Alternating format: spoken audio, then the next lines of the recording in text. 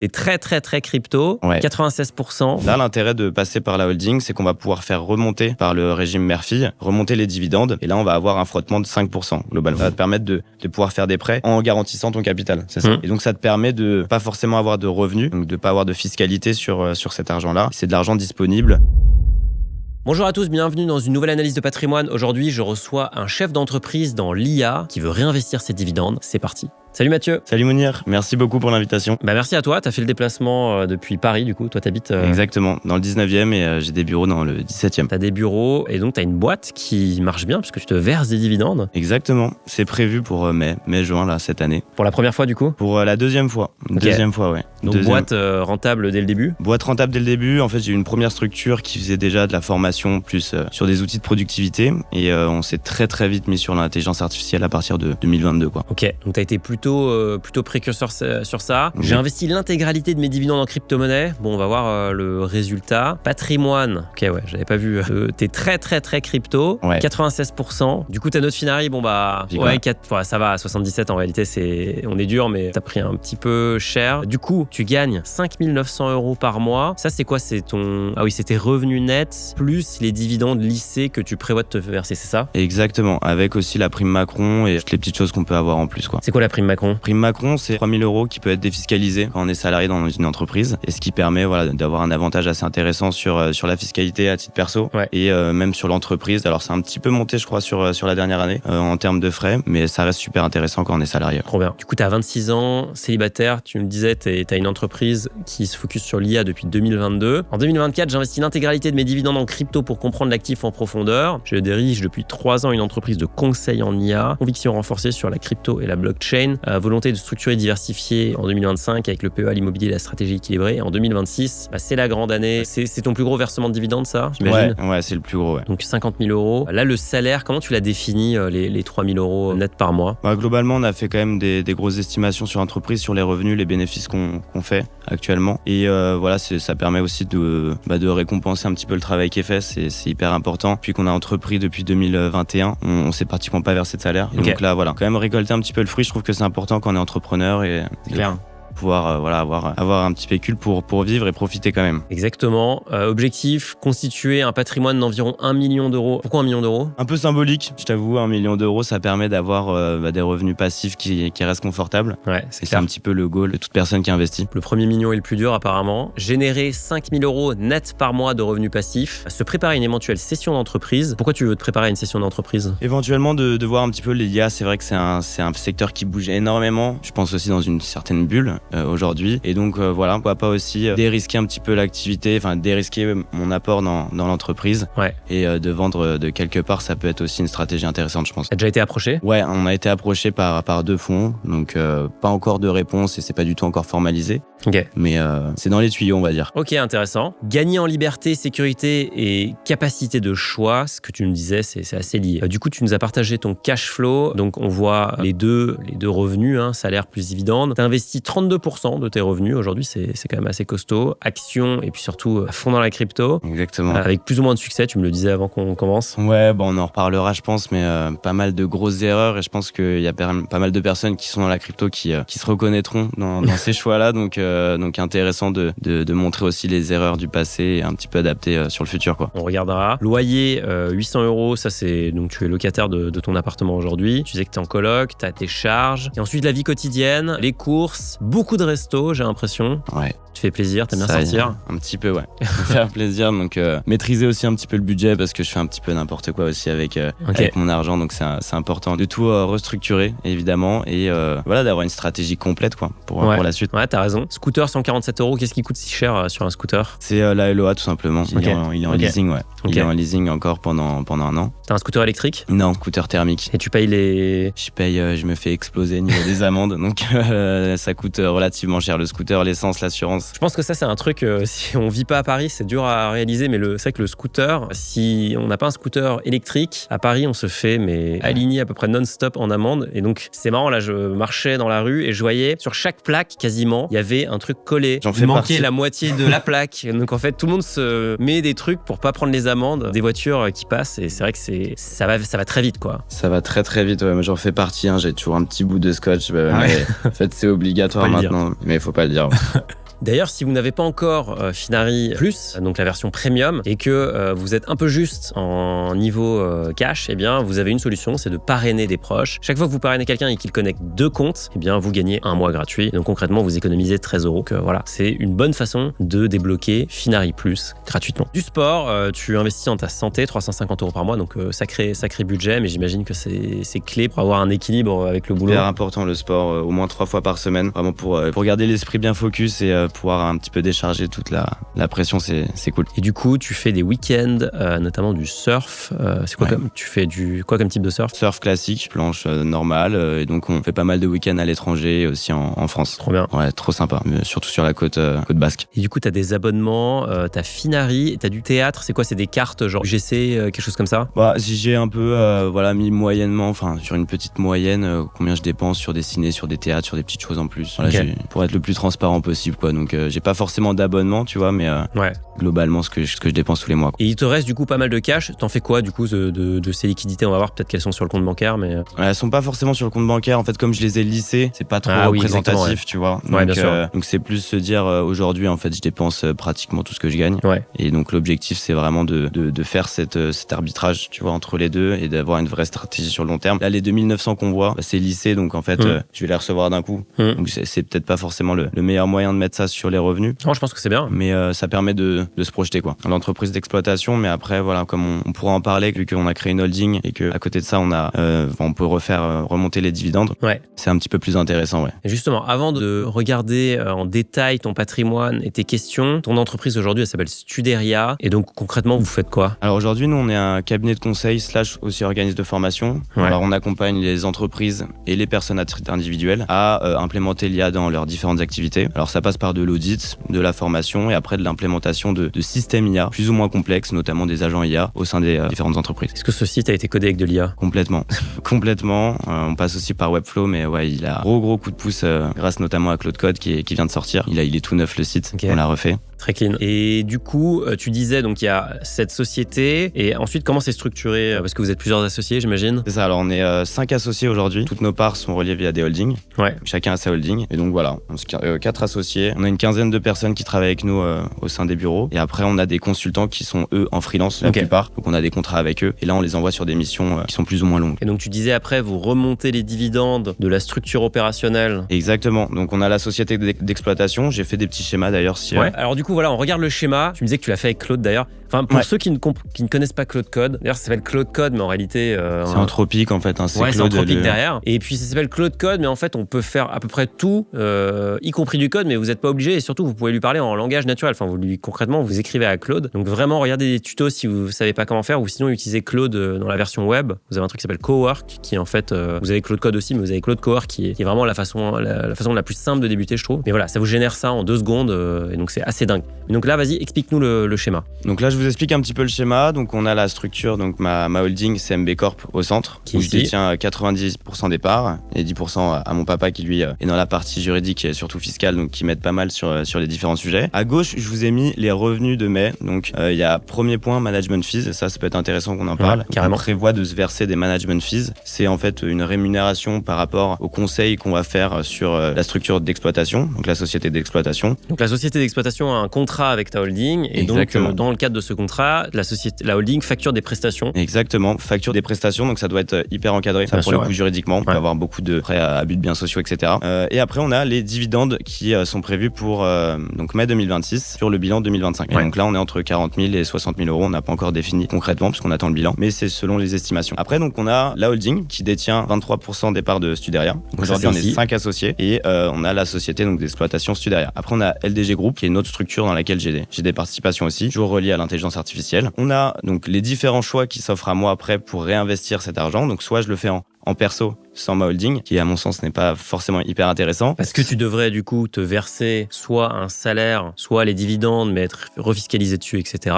Exactement. Donc on a la flat tax, en fait, tout simplement, quand on sort des dividendes d'une société d'exploitation, on prend, là c'est 30%, et je crois que c'est un petit peu augmenté d'ailleurs la flat tax. 31,6 il me semble. 31,6 c'est ça, pour avoir le patrimoine net. Là, l'intérêt de passer par la holding, c'est qu'on va pouvoir faire remonter par le régime mère-fille, remonter les dividendes, et là on va avoir un frottement de 5% globalement sur les dividendes. En gros, ici, ici, là. C'est ça. En gros, dessus derrière ACMB Corp, on aura Exactement. que 5%. Par contre, je les détiens pas, ces fonds-là, perso, hein, c'est important de le préciser. Ça reste dans une sorte de tirelire, donc qui est la holding, et qui après peut bénéficier de produits d'investissement. Pour en parler, donc compte titre, SCI. Compte titre personne morale, du coup. Donc compte titre personne morale, donc pas de PEA. Ça, je sais pas, j'avais pas. Pas de PEA, exactement. Pas de PEA, ouais. Vous avez tous en fait un compte titre personne physique, peu importe, voilà, parce que c'est vous le détenteur. Et là, donc du coup, dans le cadre de Mathieu, CMB Corp pour avoir un compte titre à son nom, donc personne morale. Exactement. Et PEA, effectivement, c'est une enveloppe réservée aux personnes physiques, au même titre que l'assurance vie. D'ailleurs, tu pourras faire un contrat de capitalisation qui est l'équivalent de l'assurance vie pour les personnes morales. Exactement. Donc ça, c'est à étudier aussi. Et ouvrir une SCI, ça peut être aussi intéressant. SCI, c'est une société civile immobilière qui permet donc de faire le pont, d'avoir une structure qui va détenir de l'immobilier et donc avec des avantages assez intéressants. Ça fonctionne comme une entreprise. Alors, j'ai jamais testé encore la SCI, donc de ce que je comprends, ça fonctionne un petit peu comme une entreprise. On a les charges et les loyers qui sont le chiffre d'affaires, quoi. Et donc, on peut déduire un certain nombre de charges et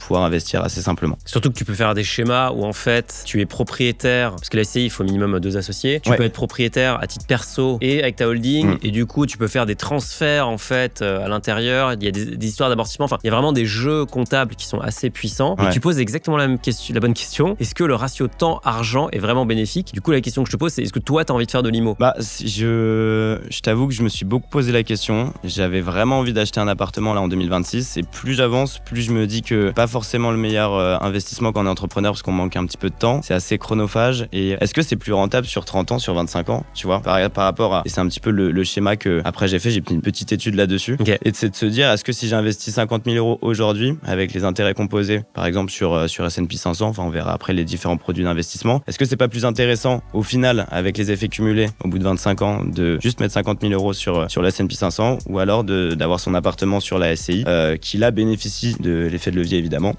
mais est-ce que c'est plus rentable et même en termes de temps? Ça c'est des questions que j'aimerais bien adresser, avoir ton avis là-dessus, ça serait très intéressant. Et dernier point sur la holding que je pouvais rajouter, ça permet aussi d'après investir assez simplement sur du private equity, donc sur des entreprises qui sont pas forcément cotées et de prendre des parts assez simplement. Que toi t'as fait déjà avec LDG Group et que tu continueras peut-être à faire. Exactement, tout à fait. Du coup on regarde ton patrimoine qui a priori devrait être très crypto quand même. Donc c'est crypto, Bitcoin, donc t'es en plus-value sur ton Bitcoin, plus 144%, t'as un prix moyen de 23 000, donc il faudrait vraiment que le Bitcoin se casse complètement la figure, en gros qu'il soit redivisé par deux là, sachant qu'il a déjà été quasiment divisé par deux. Ouais, depuis 3 mois là. Depuis 3 mois, donc on serait sur vraiment un très très gros dump, quasiment moins 80%. Bon, j'ai un peu du mal à y croire. Et tu as aussi de l'Ether qui est stake sur un truc qui s'appelle Lido. Voilà, bon, si ça vous intéresse, ça permet de faire pas le théâtre du Lido, c'est un autre truc. Ça permet de faire du liquid staking. Et donc aujourd'hui, les taux sont de 2,3%. Donc concrètement, en gros, tu touches ce rendement-là. Voilà, tous les ans, tu touches 2,3 en Ether,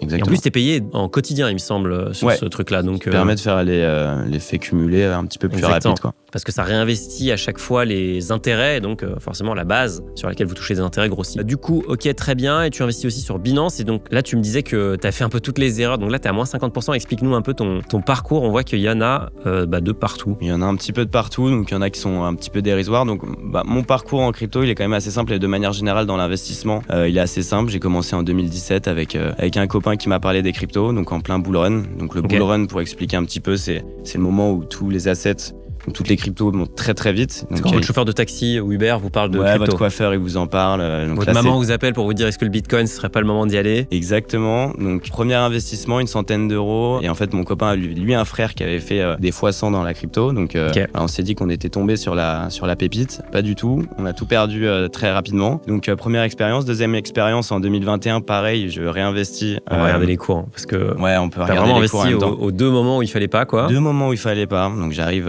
un petit peu 2017 tu nous as dit. 2017 là j'ai investi au top.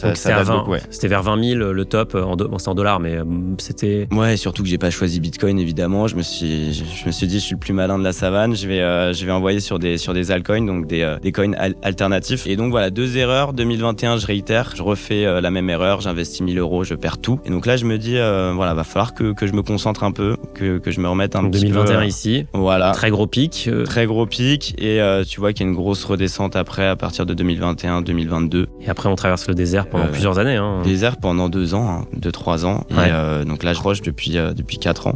Et donc je me suis dit, ouais, je vais me former quand même. Ça peut être intéressant de se former, de comprendre un peu ce qui se passe. Donc en fait, finalement, ce qui est intéressant, c'est de se dire quand j'arrive dans l'investissement par le biais de la crypto. Pourquoi ? Parce que c'est vrai que c'est assez un terme marketing. Et pour nous, notre génération, j'ai 26 ans, donc c'est assez sur YouTube, etc. Enfin, moi, je me forme énormément sur YouTube. On est très vite happé par les cryptos, mais ça nous permet de se poser les bonnes questions de où je commence à investir, comment je vais avoir une stratégie. Donc finalement, ça m'a permis de faire ces erreurs-là qui après te poussent en fait à avoir une stratégie bien complète, que ce soit après à aller dans la finance traditionnelle. J'ai ouvert du coup pour avoir aussi un PEA et donc optimiser tout ça. Forcément, plus faire ces mêmes erreurs que je pense beaucoup de personnes font au début. J'ai fait aussi du stop picking avec les actions, tu vois, un petit peu n'importe quoi. Donc c'est cool aussi, c'est un peu le côté entrepreneur et j'ai envie de faire toutes les erreurs. J'apprends de mes erreurs et donc c'est important pour moi de les faire en fait. C'est quoi ta stratégie ? Tu vas continuer à garder ces positions, par exemple BitTensor, t'as encore une conviction dessus ? Ouais, j'ai une grosse conviction sur BitTensor qui a bien craché ces derniers temps, mais qui est en fait une crypto liée à l'intelligence artificielle, donc liée au domaine dans lequel je travaille. Donc j'ai des grosses convictions dessus. Et donc on pourra un petit peu expliquer, c'est assez complexe, mais en fait c'est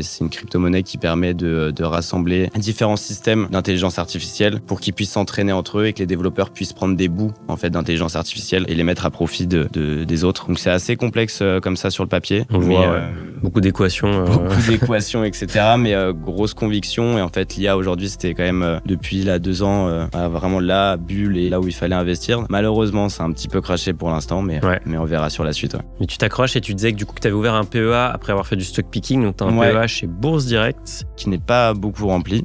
Qui n'est pas très rempli, pas très rempli, mais qui est voué à se remplir. Donc, j'ai investi il y a 1 an, je crois, 1 an et demi. On voit que j'ai des perfs qui sont pas forcément trop dégueux. Ouais, c'est pas mal. 18%. Et donc, ce qui me pousse à rester sur des alternatives, enfin, sur des produits, tu vois, comme le PEA, qui sont quand même assez stables, alors que je suis en plus sur le Nasdaq, qui n'est pas le ETF le plus... Il est quand même assez volatile. Ouais, le moins volatile. Donc non, hyper intéressant. Trop bien. Du coup, tu avais plusieurs questions. 70 000 euros de dividendes, on a dit entre 50 et 70 000 via ta holding. Selon toi, quelle est la meilleure stratégie pour les allouer SCI, compte titre holding ou autre montage ? Ce qui est super intéressant, c'est que là, aujourd'hui, ta boîte, tu dirais que cette année, elle va croître de combien en termes de bénéfices ? En termes de pourcentage, c'est vrai qu'on a fait 1000% x 10 sur le chiffre d'affaires entre 2024 et 2025. Okay. Donc avec des marges qui restent quand même entre 15 et 20%, qui sont parce qu'en fait on réinvestit tout, on est bootstrap, donc c'est-à-dire qu'on n'a pas de financeurs, on n'a pas reçu de financement de banque ou quoi que ce soit, et donc on est obligé de tout réinvestir. Donc tout la partie recrutement qui coûte très très cher, la partie marketing, commercial, etc. Produit, c'est vrai qu'on réinvestit tout, et donc voilà, donc une activité qui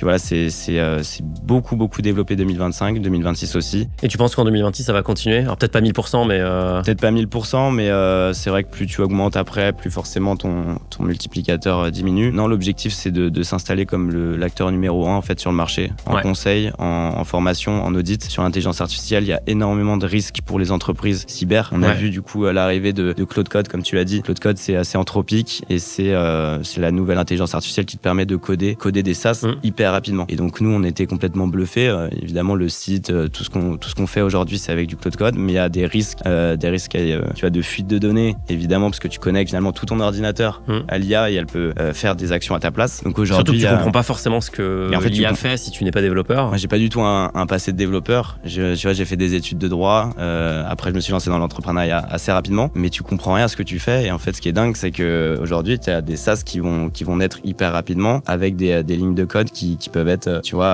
avec beaucoup d'erreurs dedans, quoi. Donc il y a des gros risques là-dessus sur la sécurité des données, éthique, légale. Et ce qui est aussi une priorité pour les entreprises, j'imagine. Ah ouais, c'est la première question qu'ils nous posent. Ouais. Ça, c'est la première question qu'ils nous posent. Et donc l'objectif, voilà, c'est de pouvoir se positionner en tant que cabinet de conseil et formation aussi. On a beaucoup de demandes aussi de personnes individuelles, de salariés, de personnes en reconversion qui veulent se dire, ok, je comprends l'IA, mais je sais pas ce que je peux en faire. Ouais, je le voyais là. Il y avait un testimonial de quelqu'un qui disait qu'elle se formait sur un. Exactement. Et en fait, on a besoin. Fonctionnaire en reconversion. Fonctionnaire en reconversion, et on a besoin de consultants aujourd'hui. C'est quand même un domaine qui est tout nouveau, tu vois. Et tu peux pas forcément assurer une bonne qualité de consultant. Donc on s'est dit, on va créer un parcours aussi pour former nos propres consultants en interne et après les mettre à disposition des entreprises qu'on accompagne, quoi. Je pense que du coup, tu as répondu à ta question. C'est qu'aujourd'hui, tu as tellement d'opportunités d'un côté. J'ai envie de dire, chaque minute que tu investis, chaque euro que tu investis dans ta boîte, bien sûr. quelque part, tu as x5, x10, enfin c'est infini le potentiel là à moyen terme. Quand tu vois, je sais pas combien de chiffre d'affaires génère un cabinet comme le BCG ou McKinsey ou Deloitte, c'est monstrueux.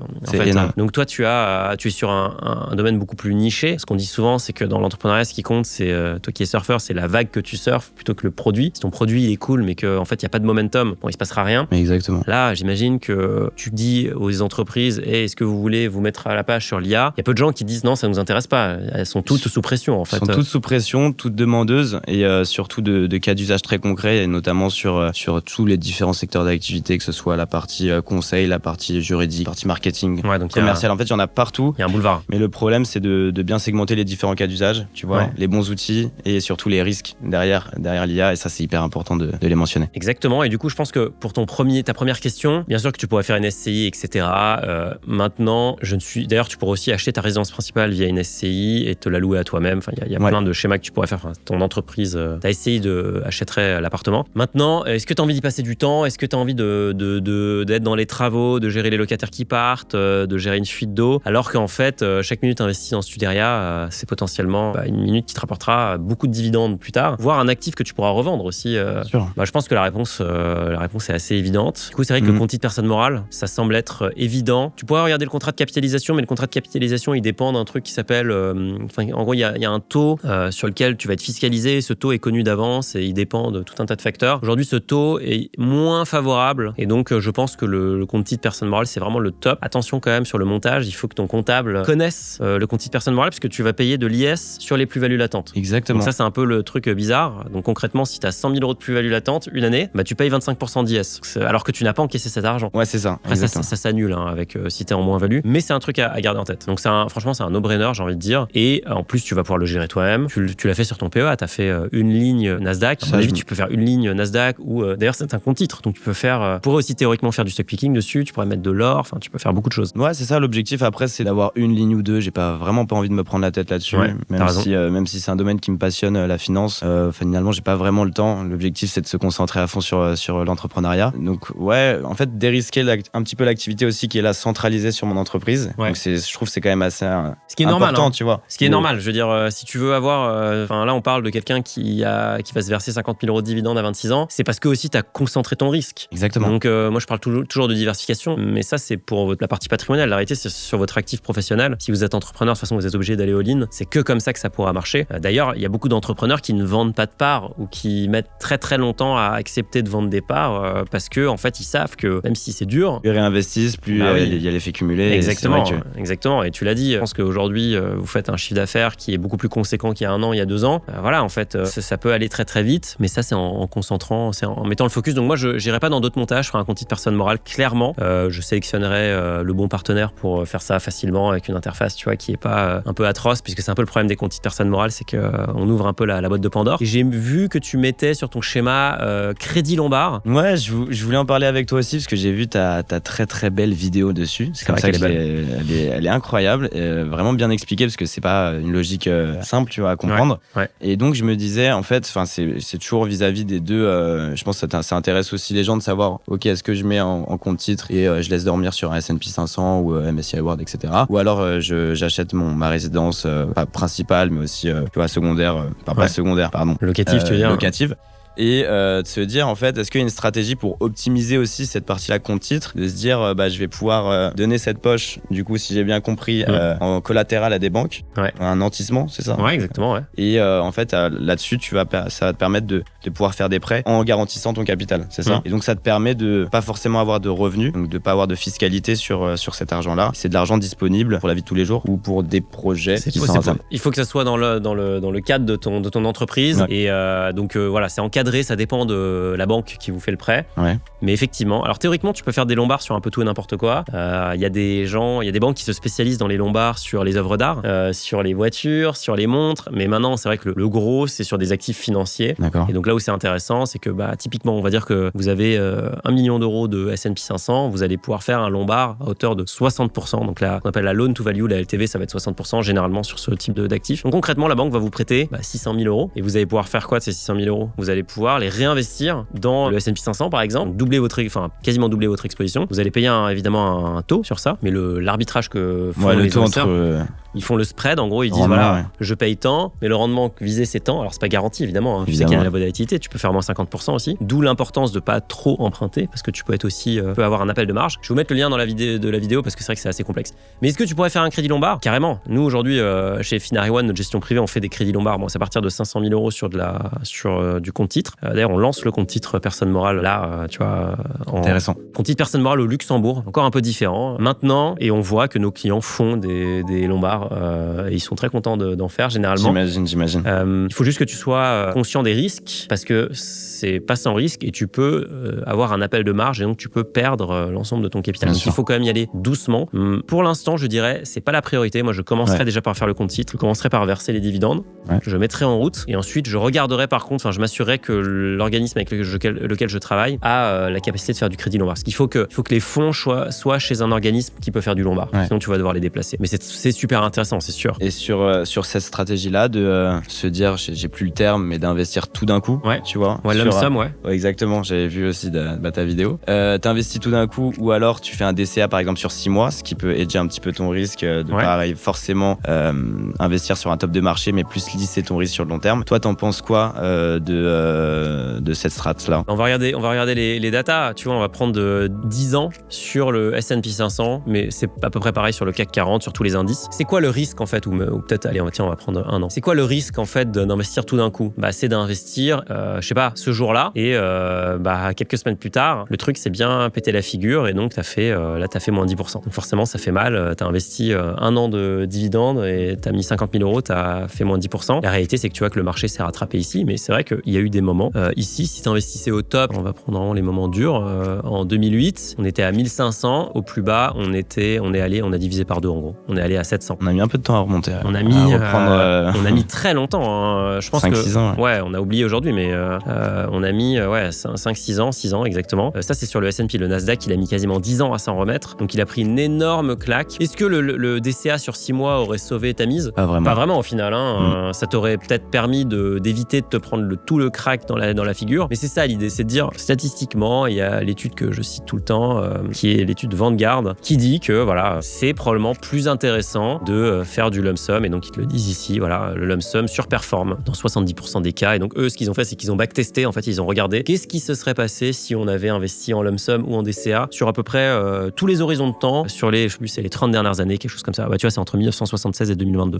Ok, ouais, Très large. Et donc, ils voient que le lump sum gagne dans 70% des cas. Je peux te dire ce qu'on fait chez Finary One, on fait des DCA sur 6 mois. Ouais. C'est assez court quand même, c'est assez nerveux, 6 mois. On a des clients qui nous disent, moi, je veux faire du lump sum, et donc dans ce cas-là, on le fait. Mais de base, on propose systématiquement un lump sum parce que psychologiquement, c'est quand même très difficile d'appuyer sur le bouton. Enfin, c'est pas toi qui appuies sur le bouton, c'est le banquier qui le fait, mais c'est de te dire que ton cash va partir et que finalement, on est quand même, tu l'as dit, un peu dans une bulle, on est au plus haut sur tous les marchés. C'est dur. Donc, dans ton cas, j'ai envie de te dire, vu que c'est la première année où tu investis, est-ce que finalement, tu as grand chose à perdre à faire un DCA? Je trouve pas. Ouais. Dans le doute, tu as fait un DCA et puis tu verras. Voilà, et tu verras après. Par contre, il faut faire un vrai DCA, c'est-à-dire qu'il faut pas dire attends, le marché baisse, j'attends. Non, il faut faire tous les mois, je sais pas, le premier du mois, t'appuies sur le bouton, idéalement automatisé. Ouais. Tu peux le faire sur certains comptes titres. Forte exposition crypto, plus diversification progressive vers des actifs traditionnels, stratégie viable long terme, encore trop risquée pour les montants significatifs. Alors, ce que je veux dire va peut-être choquer, mais t'as 30 000 euros de patrimoine, tu te verses 50 000 euros de dividendes cette année. Je pense que ce qu'il y a là, pour moi, c'est comme si ça n'existait pas. C'est insignifiant. Ouais. Exactement. En fait, ça, pour moi, t'en fais ce que tu veux. Est-ce que tu peux continuer, tu peux vendre, j'ai envie de dire, fais-toi plaisir, fais ce que tu veux là-dessus. T'as quand même emmagasiné plein d'apprentissages. Donc peut-être qu'il y a des arbitrages à faire dans ta crypto, mais si tu crois à BitTensor, typiquement, pourquoi pas. Mais si ton activité continue de croître, peut-être que l'année prochaine, tu te verseras 100 000 euros de dividendes. Peut-être que tu vendras des parts et que tu prendras, 50 000 euros en plus ou 100 000 euros en plus, je ne sais pas. Donc quelque part, les montants que tu vas avoir plus tard seront tellement importants que ça reste anecdotique, mais c'est tout l'apprentissage que j'ai eu là depuis 3 ans. Que t'as emmagasiné, ouais. Exactement, et de pouvoir aussi définir une stratégie avec des plus gros montants. Ouais. Tu vois, on sort, on va un petit peu dans la cour des grands et on se dit ok, là, qu'est-ce que je fais avec mon patrimoine et comment je peux bien l'organiser. Mais là, du coup, en fait, t'as une réponse qui est assez claire, c'est qu'aujourd'hui, ton allocation, c'est quasiment que de la crypto. Vu que tu vas investir 50 000 euros, a priori en actions, tu vas rééquilibrer. Mais je pense que se dire que, tu vois, t'as 90% actions, 10% crypto, c'est pas déconnant. Ouais, donc, t'as encore beaucoup de marge. À mon avis, là, dans les années à venir, tu peux faire que de la bourse ou de l'IMO si à un moment ça t'intéresse. Mais aujourd'hui, je pense que tu perdrais beaucoup de temps par rapport à ta boîte. Mais aujourd'hui, moi, la crypto, je toucherai pas. Je toucherai pas ce que j'ai, mais je réinvestirai pas non plus. Ouais, rééquilibrer un petit peu le portefeuille avec la partie. Avec la bourse. Si revente d'entreprise d'ici 12-18 mois, banque privée ou gestion indépendante, à partir de quel patrimoine une banque privée est-elle vraiment utile? Déjà, c'est quoi la banque privée? privée, en gros, c'est l'idée de se dire que vous allez avoir un banquier qui va vraiment prendre le temps de comprendre vos objectifs, qui va vous accompagner sur le long terme. Donc il y a plusieurs types de banques privées. Il y a les banques privées qui sont liées à des banques type BNP, Société Générale. Il y a BNP banque privée, il y a Société Générale banque privée. Et puis il y a les banques privées qui sont vraiment indépendantes au sens capitalistique du terme. Je pense à Rothschild & Co, je pense à Pictet, je pense à Neuflize OBC. Donc ça, c'est les établissements qu'on connaît peut-être un peu moins. Et donc là, vous commencez à rentrer dans des sphères un peu particulières, parce que là, vous avez des clients qui sont énormes. Vous avez des gens qui sont milliardaires qui sont clients de ces banques. Typiquement UBS, plus grosse banque privée au monde. 1 milliardaire sur 2 est client UBS. Voilà, donc c'est un autre game. Et tu l'as dit, gestion indépendante, ce serait plutôt toi qui gères. D'ailleurs, vous n'avez pas que les banques privées, vous avez les family office. Vous avez plein de structures. Vous avez ce qu'on fait chez Finary One, qui est entre le conseiller et la banque privée, parce que nous, on n'est pas banque techniquement. La réalité, c'est que je pense que tu connais très bien le sujet. Déjà, tu vois, le fait que tu fasses un schéma comme ça et que tu te poses toutes les questions et que tu te formes, à mon avis, tu as toutes les clés en main. Je vois pas spécialement l'intérêt pour toi de déléguer. Je pense que là où ça va devenir intéressant, c'est que si tu revends ton entreprise, dans les banques, il y a un poste qui s'appelle l'ingénieur patrimonial. L'ingénieur patrimonial, c'est un peu un mix entre un notaire et un avocat fiscaliste, si tu veux. Et lui, en gros, c'est lui qui va te faire la tuyauterie pour que le jour où tu vends la boîte, en fait, il y a un maximum qui reste dans Exactement. CMB Corp. Ok, d'accord. Et ça, c'est clair que ça s'anticipe. Donc, est-ce qu'aujourd'hui, ça vaut le coup dans, tu vois, 12-18 mois, c'est demain en réalité. Hein. Ouais, c'est très rapide. Alors, est-ce que ça sera 100%? Je pense pas, tu vois, mais même déjà si une petite part. Même si c'est une petite partie. Exactement. Donc, ce que je ferais, moi, j'aime bien réfléchir, tu vois, comme un joueur de tennis, il a son coach, il a son physio, il a son agent, il a une équipe derrière lui pour le conseiller. Il a peut-être son ami avec qui il voyage, mais qui est juste là pour faire les blagues et pour être avec lui. Je pense que c'est intéressant de rajouter à ton panel un avocat fiscaliste. Ou d'ailleurs de voir tu peux aller en banque privée aussi, hein, tu peux les voir. Ils ont des seuils d'entrée, tu vois, la plupart des banques privées vont t'annoncer un seuil à 1 million d'euros, qu'elle est grosse banque privée indépendante. Maintenant, la réalité, c'est que si tu as un entrepreneur qui a le vent en poupe et qui surtout a une cession possible d'ici quelques mois ici, eh bien là, tu pourras négocier avec eux. Ce qu'il faut bien prendre en compte, c'est que si vous avez peu d'argent dans une grosse banque privée, vous restez quand même un tout petit client et généralement, vous allez être géré par le stagiaire et vous aurez des frais qui sont assez élevés. Donc, comme d'hab, surveillez les frais. Si vous allez dans un beau bâtiment avec de la belle moquette et du café très stylé, eh bien n'oubliez pas que c'est vous qui payez à la fin de la journée. C'est pas à la banque. Donc ça va se retrouver dans vos frais. Dans les frais directement, ouais.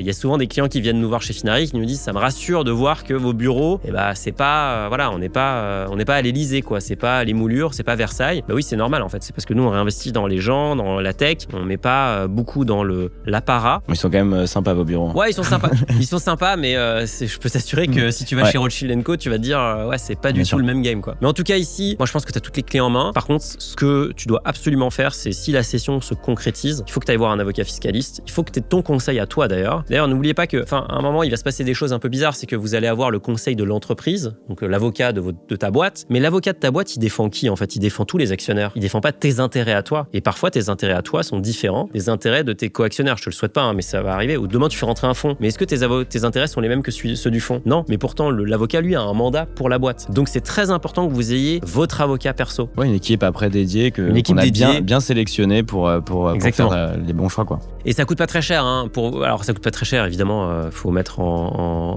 ça en relation des montants. Mais tu vois, un avocat, tu vas le payer à l'heure, mais ça va te coûter peut-être, je sais pas, sur une revente, il t'accompagne, il te fait un schéma, il te structure la boîte, et il te fait des trucs sur CMB Corp. Ça va peut-être te coûter quelques milliers d'euros. Allez, 10 000 euros max pour un schéma assez sophistiqué qui va te faire économiser potentiellement des dizaines de milliers, des centaines de milliers d'euros d'impôts. Il peut faire ta déclaration fiscale, il peut vraiment tout gérer. Donc, je pense que c'est important. Et après, pourquoi pas aller voir des banques privées pour tester, tu vois. Ouais, l'idée c'était de savoir est-ce qu'il y a un seuil un peu psychologique, tu vois, où on se dit ok, là faut que je le délègue à 100%. Moi je le délèguerai jamais. D'ailleurs, tu vois, nos clients chez Finary One, ils délèguent pas. En fait, ils veulent rester en contrôle, mais ils veulent avoir ils veulent avoir le conseil, ils veulent avoir le banquier expert, ils veulent avoir l'ingénieur patrimonial, ils veulent peut-être parler au gérant. Il y a toute une équipe derrière. Mais par contre, là où tu peux vraiment avoir des trucs intéressants, c'est que demain, si tu as des banques, tu vas pouvoir faire des emprunts. Et donc, on parle souvent du taux d'endettement, etc. C'est vrai que quand tu rentres dans le monde des gens qui ont beaucoup d'argent, tous ces trucs sautent un peu. Donc, tu vas pouvoir faire des emprunts qui sont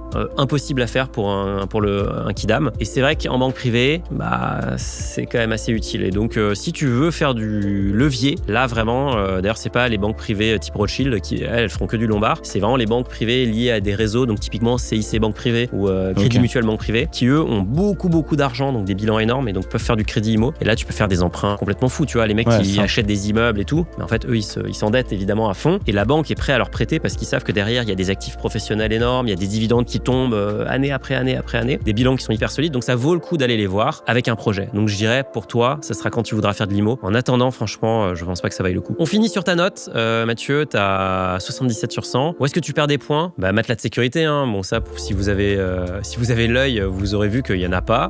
Tu dors par terre. Là, c'est vraiment au jour le jour. Mais en même temps, on sait que tu as les dividendes qui vont tomber. Donc voilà. Mais en même temps, voilà, c'est aussi le jeu de l'entrepreneur. C'est que tu es jeune, tu as 26 ans. C'est ça, je suis un peu risqué, moi, de toute façon, de manière générale. T'as pas de compte titre aujourd'hui, mais bon, ça, tu vas en ouvrir un. T'as pas pris date sur une assurance vie, tu pourrais le faire, c'est vrai, pourquoi pas. Qu'est-ce que t'as pas fait? La vision long terme, elle est pas super claire, t'as pas d'objectif, mais en réalité, pour moi, ce que je retiens, c'est que ton objectif, c'est de faire grossir Suderia. Et ensuite, un petit peu diversifier après sur la holding. Mais voilà. Ouais. Mais encore une fois, je reviens à ce point parce que c'est essentiel, c'est que là, aujourd'hui, ce que Mathieu va faire sur son patrimoine, tout ça va rester assez anecdotique comparé à ce qu'il peut faire sur sa boîte. Donc, le jour où tu vends ta boîte, qui est devenu le plus gros cabinet de conseil en Europe sur l'IA, ça, on s'en fiche. Ça, c'est très bien, c'est super, ça, c'est limite, ça, c'est là en cas de coup dur, si tu plantes la boîte, ce qui est possible. Mais ce qui va vraiment faire la différence, c'est ton actif professionnel. Et d'ailleurs, vous prenez le classement challenge des 500 plus grandes fortunes, vous avez deux types de profils. Les héritiers, a priori, voilà, t'es pas héritier, donc pas de bol, et les entrepreneurs. Donc, et ces gens-là, ils ont fait quoi? Ils ont créé de la valeur pour leurs clients, donc ils en ont capté. Et après, ils ont réinvesti pour garder et transmettre. Mais c'est vraiment sur ta boîte que tu vas créer de la valeur. Mathieu, merci d'être venu. Merci beaucoup pour tous les conseils que tu m'as donnés. Avec grand plaisir. C'est beaucoup plus clair et là, je repars avec une stratégie au moins qui est assez claire. Donc, merci beaucoup, Mounir, de m'avoir accueilli. Merci à toi. Peut-être que tu reviendras dans 18 mois pour nous annoncer la cession de ta boîte et l'ouverture de ton compte titre personne morale et le Lombard. Ça t'aura permis d'aller encore plus loin. Ou peut-être que tu seras en banque privée en fait et que tu auras tout délégué. À suivre en tout cas. Si vous voulez que j'analyse votre patrimoine et vous voulez prendre la place de Mathieu, vous postulez avec le lien qui est dans la description. Et puis chaque semaine, je reçois quelqu'un qui investit. Pas besoin d'être un chef d'entreprise dans l'IA en soi. On a reçu des routiers, on a reçu quelqu'un qui avait une conciergerie, on a reçu aussi des gens qui sont salariés. Donc tous les profils nous intéressent. Vous postulez et puis rendez-vous dans une semaine pour un nouveau profil. À très vite. Ciao.